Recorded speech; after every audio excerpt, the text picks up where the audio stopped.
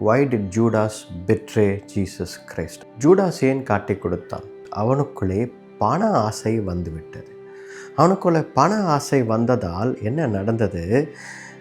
கர்த்தரை மறுதலிக்க வேண்டும் அப்படின்னு சொல்லி ஒரு எண்ணம் வந்துச்சு. நம்ம வாழ்க்கையில் கூட பார்த்தோம் அப்படின்னா, எப்பெல்லாம் பணம் தேவை, ஆசைகள் எப்போவெல்லாம் அதிகமாக வருதோ, எப்போல்லாம் இது இருந்தால் நல்லாயிருக்கும், அது இருந்தால் நல்லாயிருக்கும் அப்படின்னு சொல்லி நமக்கு அந்த தாட் ப்ராசஸ் வருதோ, ஆட்டோமேட்டிக்காக நம்ம we are letting in devil inside our life. பிசாசுக்கு ஒரு வாய்ப்பை கொடுக்குறோம் நம்மளுக்குள்ளே வர்றதுக்கு. அந்த எண்ணங்கள், சிந்தனைகளை கொடுப்பதற்கு அவனுக்கு ரொம்ப ஈஸியாகிடுது. Is there anything wrong that I like certain things? there's nothing wrong. ஆசைப்படுவது தவறு கிடையாது.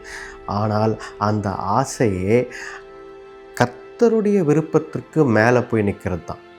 more than what God desires, more than God's will அப்படின்னு போகும்போது தான் அது நமக்கு ப்ராப்ளமாக அமைஞ்சிடும். அதனால் இன்றைக்கி நமக்கு ஒரு பாடம் என்ன அப்படின்னா, ஆசை, அதிகமான ஆசை, அதிகமான செல்வாக்கோ இல்லை அதிகமான ஆசையோ இல்லை வேறு ஏதாவது நமக்கு தேவை என்று நாம் படும்பொழுது we are letting open ஒரு வழியை பிசாசுக்கு திறந்து கொடுக்கிறோம்.